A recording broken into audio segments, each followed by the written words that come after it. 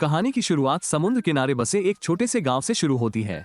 इस गांव के सभी लोग मछली पकड़ने का काम करते थे।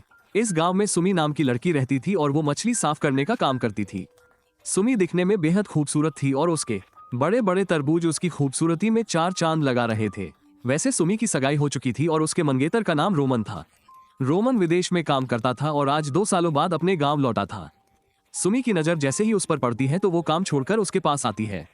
सुमी से मिलने के बाद रोमन अपने पड़ोसियों से मिलता है। रोमन के माता पिता मर चुके थे, इसलिए वो अपने पड़ोसियों को ही अपना परिवार मानता था। रात होते होते रोमन का करीबी दोस्त जीवो भी उसके घर आ जाता है। सुमी ने आज पहली बार जीवो को देखा था। रोमन और सुमी की शादी होने वाली थी, इसलिए जीवो उनकी शादी में शामिल होने आया था। अगले दिन सुमी को तैयार किया जा रहा था क्योंकि आज उसकी रोमन से शादी होने वाली थी। रोमन की शादी में पूरा गांव आया हुआ था, इसलिए पूरे धूम धड़ाके से शादी हो जाती है। रात को सुमी फ्रेश होकर रोमन के कमरे में आती है, लेकिन रोमन दारू पीकर पहले ही सो चुका था। सुमी जब उसे जगाने की कोशिश करती है तो वो उस पर उल्टी कर फिर से सो जाता है। रोमन ने सुमी को गंदा कर दिया था। सुमी पहले खुद को साफ करती है और फिर अपने कपड़े भी धोती है। इसके बाद वो जब गीले कपड़े डालने बाहर आती है तो उसकी नजर जीवो पर पड़ती है। जीवो पानी में नहा रहा था। उसका शरीर देखकर सुमी गर्म हो गई थी। जीवो भी उसके तरबूज देखकर गर्म हो गया था। इससे पहले कि कुछ हो पाता जीवो खुद को संभाल कर सोने चला जाता है। अगली सुबह गांव के लोग काम कर रहे थे। जीवो जागकर टहलने लगा था और इसी बीच सुमी को देखकर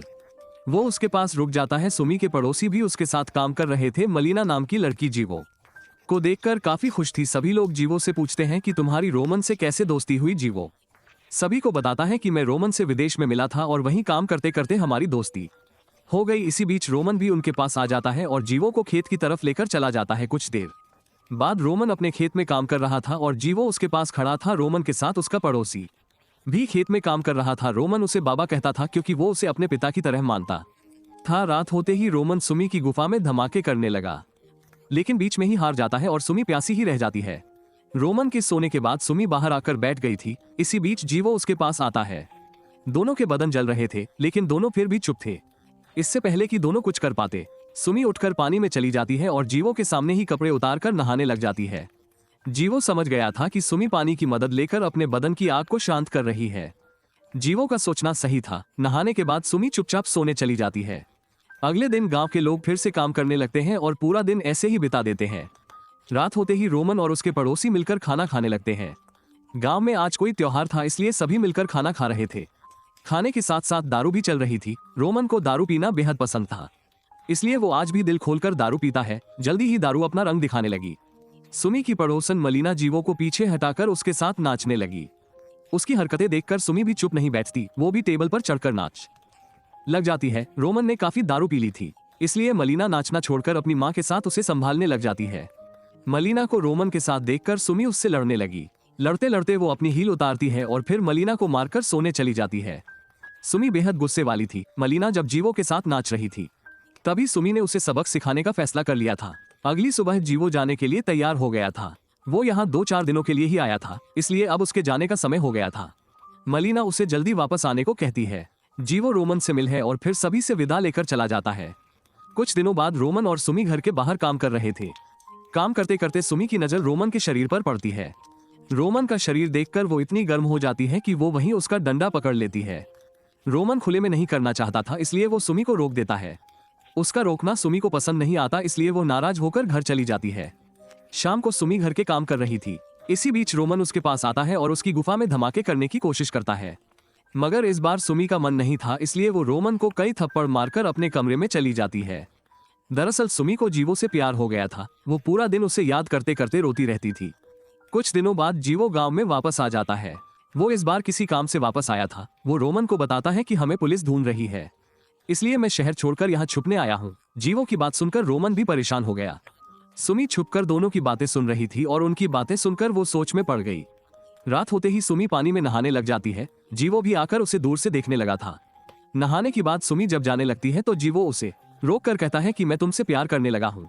इसी बीच रोमन का बाबा उन्हें देख लेता है। जीवो सुमी की गुफा में धमाके करना चाहता था, लेकिन छोटी इना सुमी नींद का बहाना बनाकर सोने चली जाती है। अगली सुबह रोमन और जीवो जैसे ही दारू पीने लगते हैं तभी गांव में पुलिस आ जाती है। पुलिस को देखकर दोनों इतना डर जाते हैं कि जल्दी जल्दी पेड़ों के पीछे छुप जाते हैं।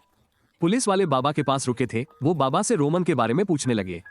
हमेशा की तरह बाबा आज भी रोमन की मदद करता है और उन्हें दूसरे गांव में भेज देता है। रात को रोमन ने काफी दारू पी ली, जिसके बाद बाबा उसे संभालकर उसके घर की तरफ ले जाने लगा। दूसरी तरफ सुमी भी रोमन को ढूंढने लगी थी और इसी बीच उसके सामने जीवो आ जाता है। वो आते ही सुमी को चूमने लग जाता है। सुमी थप्पड़ मारकर उसे रोकती है और तभी बाबा रोमन को लेकर आ जाता है। रोमन को सुलाने के बाद बाबा जीवो से कहता है कि मुझे पता है कि तुम सुमी के साथ मजे करना चाहते हो। मैं रोमन का घर खराब होते नहीं देख सकता, इसलिए तुम सुबह होते ही इस गांव से चले जाओ, वरना मैं रोमन को सब बता दूंगा। बाबा की बात सुनकर जीवो सोच में पड़ गया। अगली सुबह गांव में हाहाकार मच गया क्योंकि किसी ने बाबा को मार दिया था। गांव वाले बाबा की बहुत इज्जत करते थे, इसलिए उसकी लाश देखकर सभी उदास हो गए थे। वैसे बाबा को जीवो ने मारा था क्योंकि बाबा ने उसे गांव से चले जाने को कहा था। रोमन भी बाबा की मौत से टूट गया था क्योंकि वो उसे अपने पिता की तरह मानता था। रात को रोमन के सो जाने के बाद जीवो और सुमी बैठकर बातें करने लगते हैं। बातों बातों में सुमी उससे कहती है कि अगर तुमने मुझे पुलिस वाली बात बता दी तो शायद तुम मेरे बदन का स्वाद छक पाओ। उसकी बातों में फंसकर जीवो उसे सब कुछ बताने लगा। दरअसल रोमन जब विदेश में था तो वहां पर उसकी मुलाकात जीवो से हुई थी। एक बार एक विदेशी बंदा रोमन को उठा लेता है और जीवो दूर से सब देख लेता है। विदेशी रोमन को लेकर जल्दी ही एक वीरान जगह पर आता है। वो उसके साथ जबरदस्ती करना चाहता था, लेकिन तभी जीवो वहां आकर उस पर हमला करता है। जीवो के हमले ने विदेशी की जान ले ली थी, इसलिए ये दोनों उसे वीरान सी जगह पर दफन कर देते हैं। सुमी को सब बताकर जीवो कहता है कि उस रात के बाद हम दोनों विदेश से वापस आ गए। विदेशी पुलिस को हमारे बारे में सब पता चल गया, उन्होंने हमारी पुलिस को भी बता दिया, इसलिए हम दोनों पुलिस से बचते फिर रहे हैं। जीवो ने रोमन की मदद की थी, इसलिए सुमी खुश होकर उसका पानी निकालने लग जाती है। इन दोनों का अब चक्कर शुरू हो गया था। दोनों को जब भी मौका मिलता तो एक दूसरे का पानी निकालने लग जाते। ऐसे ही एक दिन जब दोनों खेत में धमाके कर रहे थे, तभी रोमन उन्हें पकड़ लेता है। दोनों दोस्तों के बीच लड़ाई शुरू हो जाती है और जीवो के हाथों रोमन मारा जाता है। रोमन की मौत से जीवो तो डर गया था, लेकिन सुमी खुश हो गई थी। थोड़ी ही देर बाद दोनों ने रोमन की लाश समुद्र में फेंक दी। इसके बाद जीवो घर आकर नहाने लगा, जबकि सुमी उसका फोन देखने लग जाती है। जीवो के फोन में किसी लड़की के मैसेज आए हुए थे, जिन्हें देखकर सुमी बेहद गुस्सा करती है।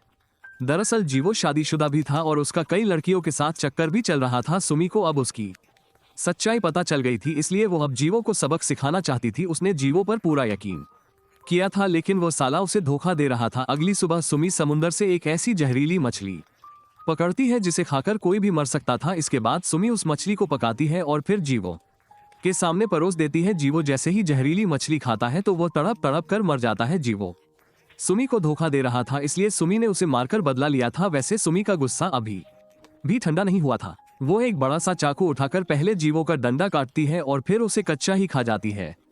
इसके बाद वो घर से बाहर निकलकर एक तरफ जाने लगती है। सुमी की जिंदगी में अब कुछ नहीं बचा था, इसलिए वो पूरी तरह से टूट चुकी थी। कहानी के आखिर में पुलिस सुमी को पकड़ लेती है और इसी के साथ इस कहानी का यही अंत हो जाता है। हमारी वीडियो देखने के लिए बहुत बहुत धन्यवाद।